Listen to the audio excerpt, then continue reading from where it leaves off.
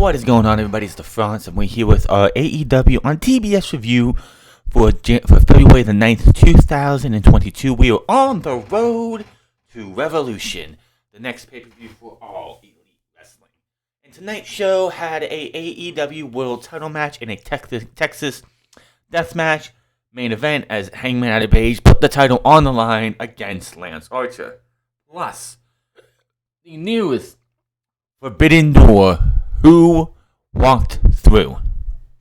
Also, who is the man to take on Isaiah Cassidy in the first of what will probably be a few Face of the Revolution ladder match qualifying matches? Which I'm surprised they didn't name another one coming out of this show for like Rampage or something, but they didn't. Anyway, who was it? Well, I know a lot of people are like, is it going to be Jeff Hardy? Is it going to be Karrion Kross? Is it going to be Keith Lee? Is it going to be Bray Wyatt? We'll talk about that here in a second. And we started the show off with Wardlow started coming out. No music, no nothing. He's coming out, he's in a suit. He's got two cardboard cutouts. One of MJF putting the rear naked choke with the hidden tape over on CM Punk. And then the other one when MJF was sitting cross-legged over the prone body of one CM Punk. So he comes to the ring. He puts one in one corner, one in another, gives a piece of paper to Justin Roberts, and Justin Roberts is to read it verbatim as he introduces the tag team of FTR and Tully Blanchard, which commentary does mention that, FTR gets an entrance, but not Wardlow. Yeah, Wardlow did not. He got the shafted end part because he's the stooge. He's the guy that MJF is going to use as he can to do whatever he wants. So then out comes he introduces Shawn Spears, who comes out as the best accountability buddy he's called, and he comes out with a folder, opens it up and says, read it word for word. So, Justin Roberts reads out this huge introduction for MJF with the least bit of enthusiasm as he was going to have, because he did not want to do that. He did not want to have to deal with just doing what they wanted him to do. So, the entrance comes out, here comes MJF, but it's not just MJF. He's not walking to the ring. He's on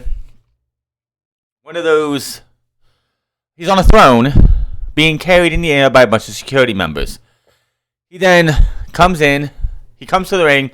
He had two beautiful looking women. One kissed him on the cheek. Then he goes for the other one. She pulls him in, and they just have a massive makeout session. Wow. I mean, we've had Adam Cole and his girlfriend kiss on TV, but they don't go that fucking deep. Like, my God. I thought the clothes were going to start coming off with how deep they were going in. Then he gets in the ring. He starts hugging everybody but Wardlow because they do a big, huge group hug. They're dancing. They're jumping around. Wardlow's just sitting in the back like, whatever, man. I don't want none of this shit. Down comes the confetti. He tells the fans he's the best in the world, but he just beat Punk twice in that humdum drum place known as Chicago. And he's better than the best. MJF cleansed it last week was better sweep. He said sweet. He then says it couldn't have done without Shawn Spears. Who has a gift for MJF, which is a new T-shirt that says, I am better than best in the world, and you know it. Out comes CM Punk. And then Tony Schiavone comes from the commentator desk to talk to him about all this. CM Punk says his win last week in Chicago is a suspect as a spray tan. He doesn't normally ask for help, but he's learned his lesson from mistakes, and he brings out his friends, Darby Allin and Sting, who both appear with bats for all. So, and he wants a rematch, but MJF says no. However, Punk doesn't want a match with him right now. He'll get that later. He wants a match with the man who actually beat him last week, Wardlow. Punk says they'll all have one. They have all won nothing without Wardlow, and tells him to go some balls to face him with the fans chanting his name. He says you can either be a stooge for these guys, or you can get up and leave these guys. Doc Howard then says he's comfortable. He does. You think he likes dressing like this? Hell no. He doesn't look good in the suit. He feels more comfortable when he's fighting in town. He's gunning for a rematch as well. Punk says they want one as well, but MJF shuts that down and says, "Here's a good idea. You have to find a partner of yours. Find a partner, and you have to take on the best damn tag team in all of AEW, the FTR, and it can't be Tweedledee and Tweedledum, aka Sting and Darby Allin." So, if they win, then he gets a rematch anytime, any place, anywhere, any type, I guess. However, if his partners can't be Sting and Darby Allin, he tells Wardlow to suit up as he has a match next. So, that is how the show started. Very good promo. I don't think I would have started the show with this. I understand why they had to start with this, because you wanted to give Punk and FTR enough time to get suited up and ready to go. Of course, Wardlow doesn't get that kind of love. But before we get to that, Andrade Alien was backstage with Sting and Darby. He says, and everyone knows Allen works for Sting, but the WCW legend says he has an issue with Darby. He has to speak mano a mano with him. Allen says he has bigger things to do than work for Andrade, which includes becoming the next TNT champion. So that tease. However, Andrade says they have something in common because he is the next TNT champion. Ooh, I like that. Can we get Andrade beating Sammy Guevara at Revolution? How? Make it a triple threat match. Darby Allin versus CM Punk versus Andrade versus Sammy Guevara for the TNT championship at Revolution. I'm all down for that.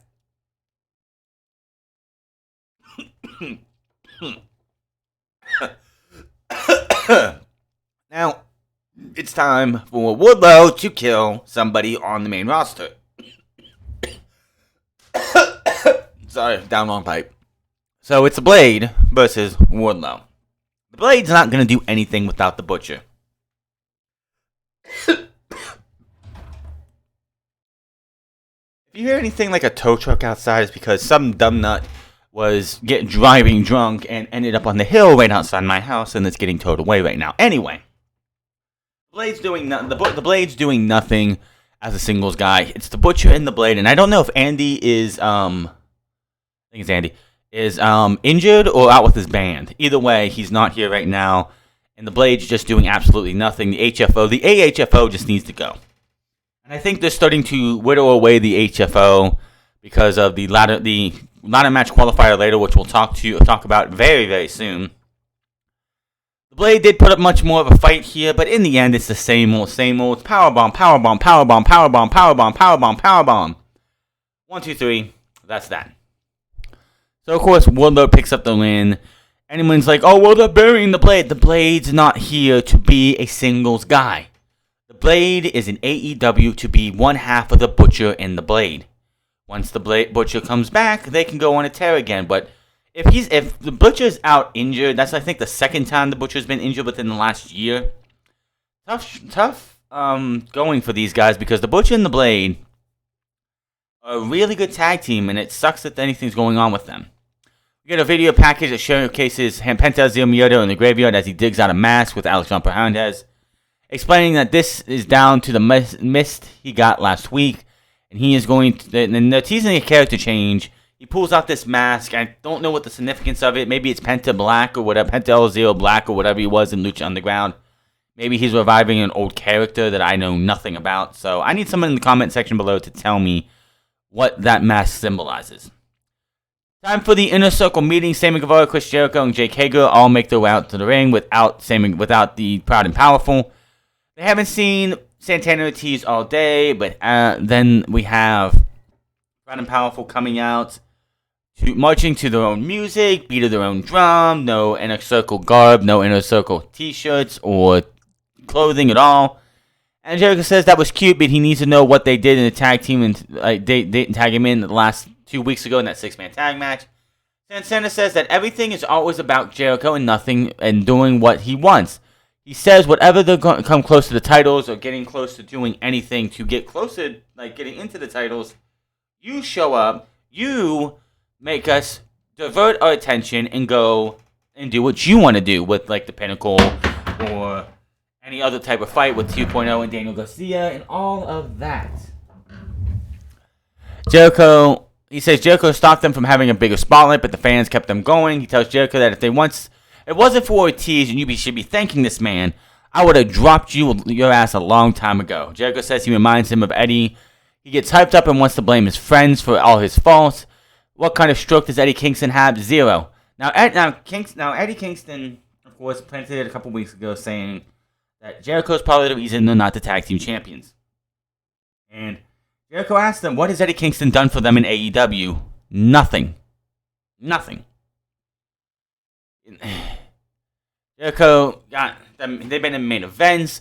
Since he brought them here, they've been in main events. They've been on main event pay-per-views, Rampage, AEW on TBS.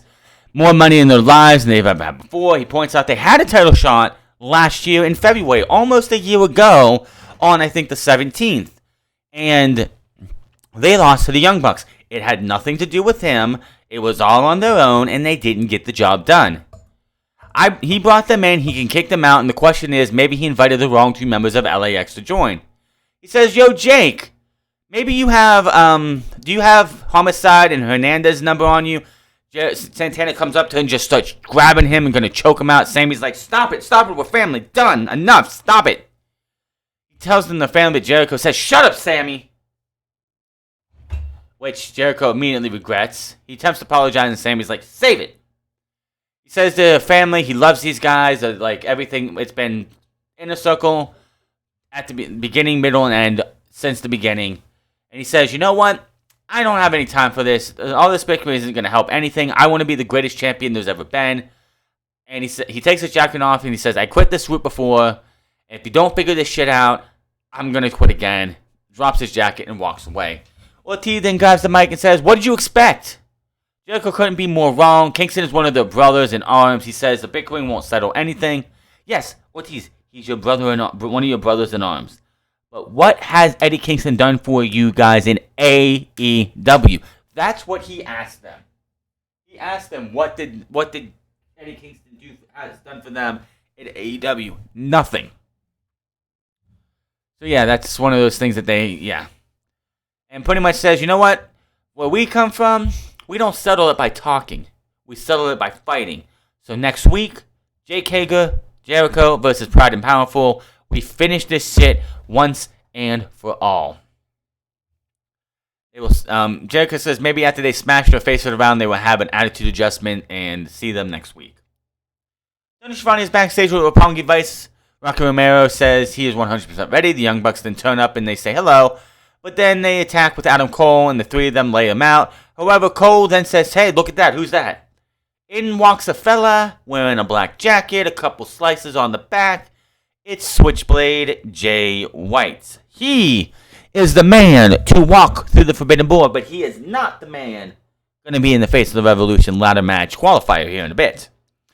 Grabs Trent, throws him into the truck, and says, nice earrings, and walks off. So, the Switchblade has finally landed in AEW. The guy has been talking non-stop about AEW every time he gets a microphone over the last, 3 or 4 months.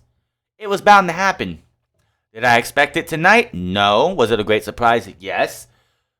There was no Jay White is all elite after he made his debut, so that's not happening right now. But yeah, that's a Forbidden Door. Anybody's like, oh, any of these free agents coming through the not Forbidden Door. This is a Forbidden Door because as far as anyone knows, he still works for New Japan Pro Wrestling. Here's the thing that people don't seem to realize. Every single time Rocky Romero shows up on AEW television, that's a Forbidden Door. Yes, he is the guy who helps... Rocky Romero is with AEW for a specific reason. One, to bridge the gap between Gato and everybody in New Japan and Tony Khan. And two, to be a wrestler when they need him to be. So, yeah. Every time we see Rocky Romero on TV, he's walking through the Forbidden Door. But this is somebody new. The only other person I really want to see come for the Forbidden Door, because I think he's the only person that I want to see come to the Forbidden Door, is Kazuchika Okada. Naito and Tanahashi can show up, that's fine, but I want to see Okada now. Isaiah Cassidy makes his way to the ring. He's coming out to face ... in the face of the Revolution ladder match qualifier. He's out there, he made his entrance, he's on the ropes, right close to, like, towards the ring, the thing. He's like, come on, he's just like, bring him on. Out comes the Limitless One, Keith Lee. Fuck Vince McMahon, fuck WWE, and everything they did to fuck this up. Keith Lee was a made man in NXT. Keith Lee, all he had to do was come up, be the same guy, and he'd be WrestleMania main eventing this year as the WWE champion. I guarantee it, if you booked him the right way. They fired him, he comes out, and I love the attention to detail. He gets in the ring, he does his pose, unzips his jacket, slowly opens it, letting everyone know, I ain't wearing no motherfucking singlet. This is how Keith Lee should look. Loved it. Absolutely loved it.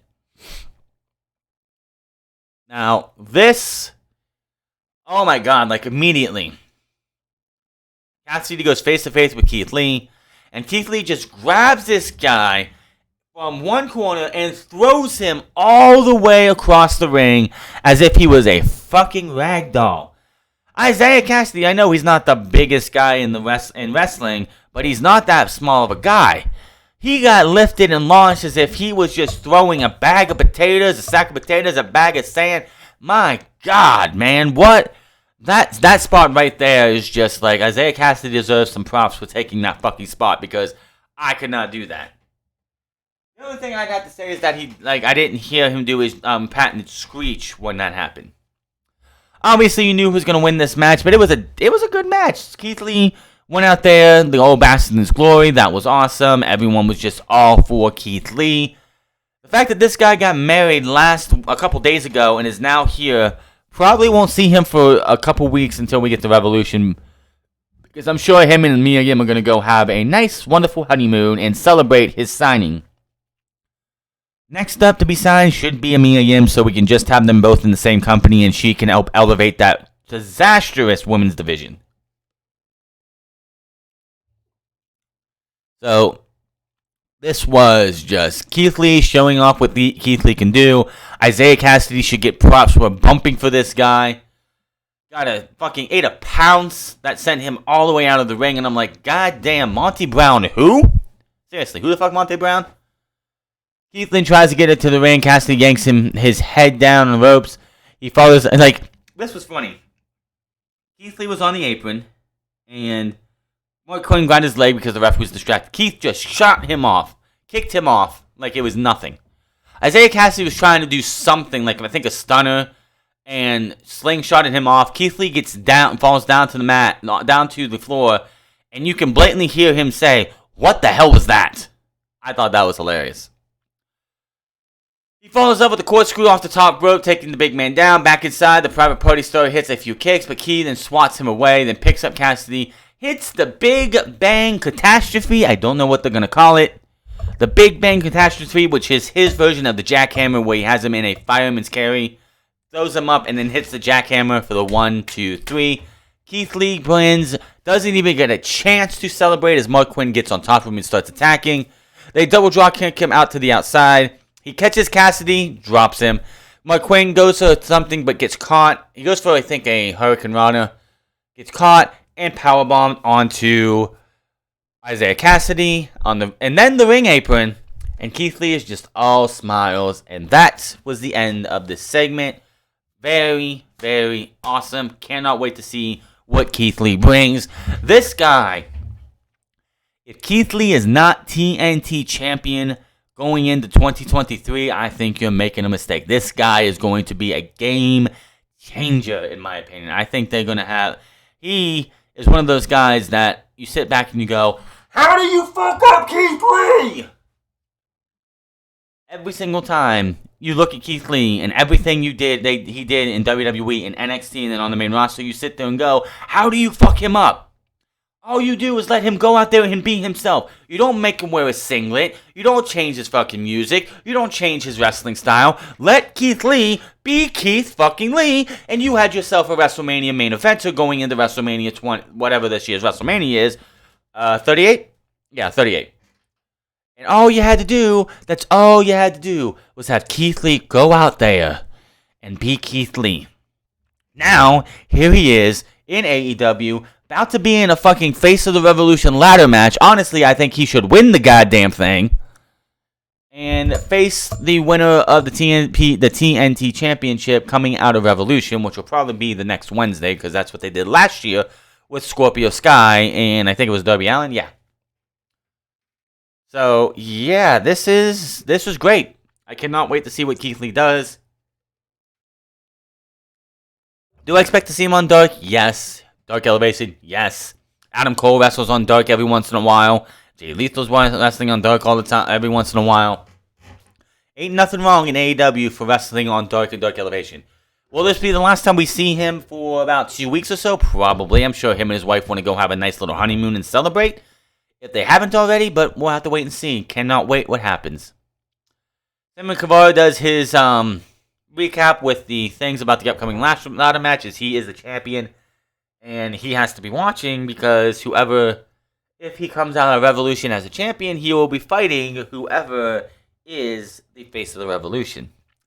CM Punk and question mark, because question mark is getting triple question mark is getting a lot of work tonight versus FTR. Out comes FTR. Out comes CM Punk. He's like, I got a guy.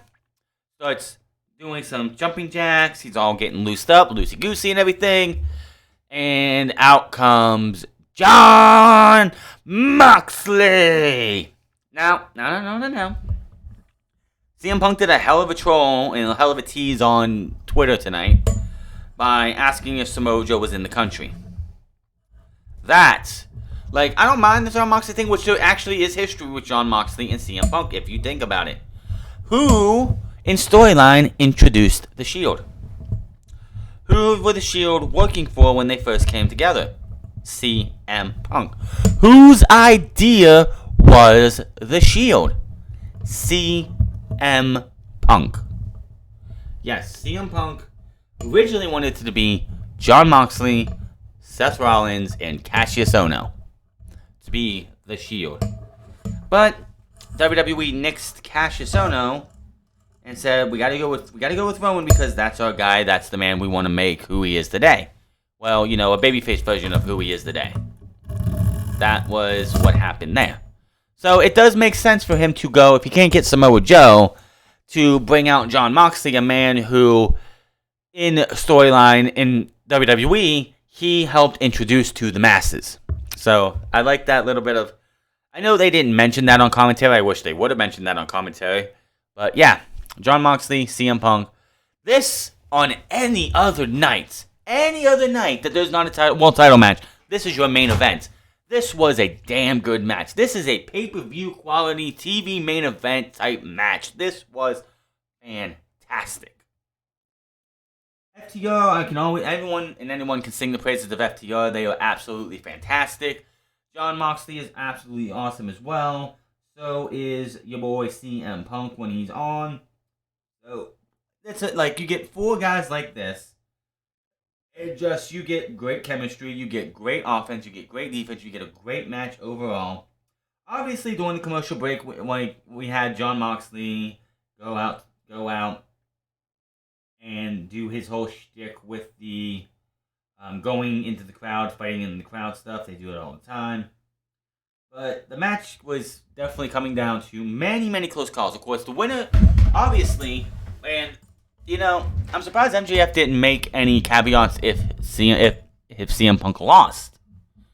Obviously, if CM Punk and Jon Moxley lost, there wouldn't be any rematch. But they could have been like, if you lose, then you're never going to get a rematch. And I tell you what, there were multiple times towards the end of this match I thought FTR was pulling it out. There was a point where Jon Moxley was beaten up and destroyed and everything. And CM Punk is in the corner. One of the FTR come over to the other corner and drags CM Punk away. So when Jon Moxley tries to tag in, he couldn't tag in. CM Punk tried to go back, and he got knocked off into the apron, leaving Jon Moxley all by himself. CM Punk ate a big rig, and of course Jon Moxley was able to save that from not happening. CM Punk and Jon Moxley end up, of course, winning this match. You weren't going to lose this match. FTR, they've been tag champs before. They're going to get tag championships again eventually. In my opinion, they will.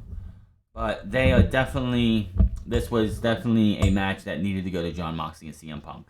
This is how you keep MJF away from the title picture until Double or Nothing at least. I saw some content creators and other people who have bigger followings talking about how Revolution has to be CM Punk, has to be MJF, and that's where he wins the championship. And I'm like, no. MJF wasn't even in the top 5. Speaking of the top 5, AEW hasn't updated their top 5 in 2 weeks. I don't know why, but they haven't updated the top 5 in like 2 weeks. Anyway, CM Punk didn't lose clean. CM Punk needs to lose clean. MJF needs to get a clean victory over CM Punk. Doesn't need this bullshit he had this time around. Beating him in Chicago by hook or by crook is fine. He needs to beat CM Punk clean. And be the man who beats CM Punk not once, not twice, but 3 times. And then we can talk about MJF becoming the AEW World Champion. Not until then. Jade Cargill versus AQA, don't give a shit. AQA looked pretty decent, but Jade Cargill doesn't sell for anybody and needs to fucking go. I did hear that Bryan Danielson is starting to train her, which is probably the best thing that's going to fucking happen to her. But I see the scoreboard and it goes 27-0, and I'm like, they're really going down this route. She's not going to lose that title anytime soon. She's going to be the black female Goldberg of AEW. I know Tony Khan loves his WCW and all that stuff. Basically, Tony Khan is treating AEW like he wants to fix the mistakes and not make the mistakes that WCW did. This is not what new. This is definitely, well, one, she's not going to lose by getting hit with a fucking cattle prod and then beaten unceremoniously. That ain't going to happen. We know that's not going to happen. But honestly, if you wanted to keep her and do this whole undefeated Goldberg type streak, she didn't need to be the first ever TBS champion, you can tell you that right now. She shouldn't even been in the tournament. You have her just go on this tear. She wins 100 she gets like 100 victories in a row. Then whoever is the babyface TBS champion at the time goes up against her, and she absolutely destroys them when she's actually better in the ring. She's still terrible. She doesn't sell for anybody. She doesn't sell shit. Like, how are you going to have somebody... How do you want me to... I know Goldberg didn't sell for anybody. That was his whole shtick. But this woman should not be TBS champion. Period. Honestly, Serena Deeb should be the TBS Women's Champion and doing this 5-minute challenge that she's doing now. Comes out, says she wants to do this 5-minute rookie challenge because she beat Sky Blue in less than 3 minutes. She don't think anybody can handle 5 minutes with her. Why is this woman not the TBS champion doing this? This would have been the perfect way to open to start that TBS championship title run. You give it to Serena Deeb. She does her 5-minute challenge. She beats everybody in less than 5 minutes from pillar to post while putting that TBS title on the line. And then when Hikaru Shida comes back, probably around double or nothing and or all out, and then you have Serena Deeb drop the title to Hikaru Shida. And then Hikaru Shida holds it for a few months, maybe till Full Gear, maybe to Revolution next year, and she drops it, or on TBS, whichever. Hell, maybe even Winter is Coming. Winning it all out, losing it Winter is Coming, to anybody. Jade could have been the one to win the championship. Maybe Jade would beat Hikaru Shida by then. Because you give that woman at least a full year. There is no reason she should have the championship. Whoever, like Bryan Danielson is teaching her. Yo, Bryan, teach this woman and drill in her head. You need to sell! You got your ass beat by Thunder Rosa in the TBS semifinals. You come back the next week and you act like your knee's just perfectly fine. Learn to fucking sell her, take the fucking title off of her. Every single one of these 27-0 things are illegitimate 100%. She hasn't won a match that really fucking matters. It's terrible. I don't give a fuck about Jade Cargill. The women's division is fucking in the gutter because you have two of the worst women on your fucking roster as your champions. Becky on Raw is a fine champion because she can actually wrestle. Charlotte is meh, but she can at least actually hold her own. Mandy Rose, whatever, and Miko Satomura, I can't say anything bad about her because it's Miko Satomura. All the four women's champions in WWE at least can work good matches if they're given the right people. Jade Cargill can't do that, and she needs to lose that title ASAP. Serena Deeb had her 5-minute challenge against Katie Arquette, beat her within 1 minute, and we move on to the AEW World Title match. Lance Archer versus Adam Hangman Page. Before we even get an entrance, Lance Archer, they were going to do something. They had Lance's music played. In the heel tunnel, they had this thing set up. It had a pane of glass. Obviously, he was supposed to probably throw somebody through the pane of glass. That didn't happen. As they go to the back, they're fighting already. Hangman Adam Page takes him up the ladder and throws him through the pane of glass, causing him to bleed. Gets him into the ring. Hits the buckshot lariat. Obviously, this is a Texas death match, so there's only 2 ways to win. Submission or the 10 count. Which, you can't get away. The reason they had the submission, because if you don't give it the submission, then it's just a last man standing match. Now, Lance gets to his feet just in time. Page leaps out and attacks him, and then they go for a dive. Archer smashes the trash can lid in his face, which looked fucking brutal. Dan Lambert comes down, gets the piece to be able to remove the top turnbuckle so the buckshot lariat cannot happen normally. Ain't gonna stop him though, we'll talk about that here in a minute. So they're having this fight. Most of it, of course, isn't commercial because it's a main event in the beginning at the end of the show. So, they're fighting, they're bleeding, all over the place. Lance Archer uses a fork, which we're gonna get in the next week or two, or next day or two, whatever. We're going to get a statement from WWE about gory self-mutilation continues in AEW, and it's going to go to one of those pro WWE dirt sheets or whatever. Now, I like the way the match ended, because Archer brought out a chair that had barbed wire on it, and Archer hit a blackout onto the steps on the sides. So he picks up the referee was going to start counting, but Lance was like, fuck, we're going to finish this now. He brings him back to the ring, goes to powerbomb him. Hangman Adam Page takes the thing of barbed wire and smacks him with it in the head. Got it off the chair. Lines it up and does a couple short, stiff elbows to him. Drops it. The referee, this was fucking awesome. The referee bends down to get the barbed wire and out of the ring. Hangman takes this opportunity to vault over the referee, hit the buckshot lariat, taking both men down to a table. It was supposed to be 2, but of course, the other one was like, I am the table and I'm not going to break, motherfucker. The referee counts to 10 as Hangman gets into the ring. Hangman Adam Page retains the championship. Damn good main event. Now, a little bit before this match, Adam Cole was with the Young Bucks. Adam Cole was talking, they were a little upset that he brought Jay White without telling them, apparently, because Adam Cole must have the key to Forbidden Door because he's bringing everybody. They're going to be tag team champions. You guys are going to make your statement, but I'm going to go make my statement, my own statement. And he walks off. After the match was over, Adam Cole walks to the ring, grabs the AEW championship. Thought, he's just going to knock him out and then hold it up. No. He takes the title, he puts it on Hangman's shoulder, taps it a few times, and then leaves, and letting him know, I am next. I am the number 1 contender, and I will be the next AEW World Champion. Spoiler alert, he won't be. That's MJF. It's coming very, very soon. Double or Nothing at the latest. But that was how AEWTBS went off the air.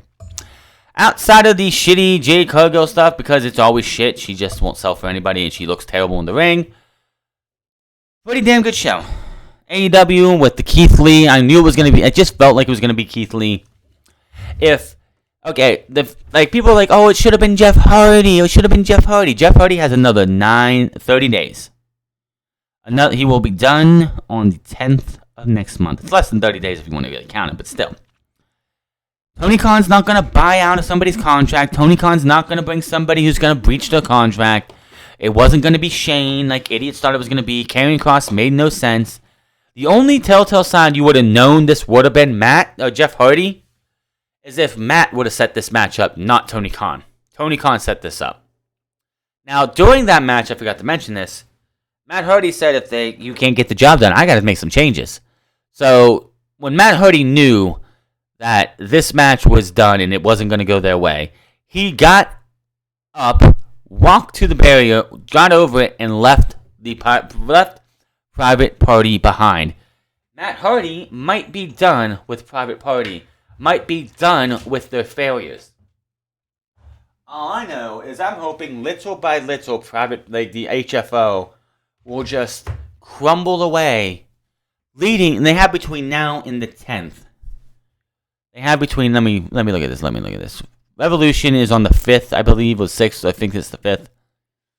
Or 6th. I think it might be the 6th. Either way. They have, and it sucks because a month from now will be the 9th. Jeff Hardy's contract in 90 days comes up the day after March 9th. That sucks. So, they have until the 16th, to whittle all this away, end the Hardy family office, which has not benefited anybody. If we're going to be honest, the Hardy family office has not benefited anybody. Private Party went from hot young upstarts to cold as ice. Just another generic tag team. They lost everything that made them special. They don't come off as anything that anybody should give a shit about. And honestly, I was one of those people who's like, this is a great thing for them. They're going to work with one of the best tag team minds out there, and it's going to help elevate them. If it would have just stayed Matt Hardy and Private Party, yes, that would have been fine. But then they added the Butcher and the Blade and the Bunny, and then they added TH2, and it just got way too out of hand, way too convoluted. If it just would have been Matt Hardy and Private Party, yes, I think Private Party would be in a much better position. But since HFO went from a 3-man group to this big, huge group faction, it just killed any prospect of Private Party. So, yeah, we'll have to see what goes on there. Keith Lee will be great. Jay White, I don't know exactly what they're going to do with Jay White. Adam Cole mentioned something about Jay White having their back, which makes no sense because Jay White was a guy who turned, it's very interesting. We'll have to see what happens with everything.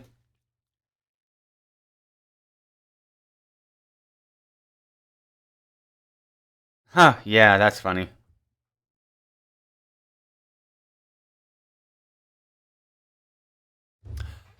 Yeah, and of course the Matt Hardy thing was obviously a dig at Jeff Hardy's the way he left WWE. So obviously Jeff's gonna be there. Everyone knows Jeff's gonna be there next month. Jeff will make his debut when Jeff makes his debut. Now, like I said, they got Matt leaving the Hardy family office. Leaving Private Party. Hopefully by this time next week they'll be out of HFO. That'll be done. Butcher and Blade. Blade can go and be done with for now. Bunny, whatever, and they can come back with Butcher and the Blade being a tag team. I know why they do the faction thing, but it's kind of stupid. I just hate. This is what happens when you overdo your roster and you make it bloated as fuck. You have to just throw everybody into groups so everybody gets TV time. That's why the Pinnacle exists. That's why the Order is big as it is. That's why the HFO exists. It wouldn't surprise me if more things happen. So, yeah, Rampage is going to be a good show on Friday night. It's definitely. Notes on Rampage for later this month. I think it's next week. Yeah. Rampage next week, not this Friday, but next Friday, will be at 7 o'clock Eastern Standard Time because of an NBA game. Which, everybody who wants to see Rampage get better, everybody who wants to watch Rampage, watch that thing at 7 o'clock Eastern Standard Time, or whenever it's 7 o'clock your time. Watch that show, get that rating to go to 1 point something, and give TNT, TNT and Warner Media the look of, well, maybe we should move Rampage to 7. Because if we move Rampage to 7, we might actually get some view. We might, I don't know. We'll see what happens. But yeah, and good show tonight. Great debut. Can't wait to see what happens with Keith Lee. Can't wait to see what they do with Jay White. I don't know exactly what they're doing with him. I know he's doing stuff with Impact Wrestling. Chris Bay's over there as well.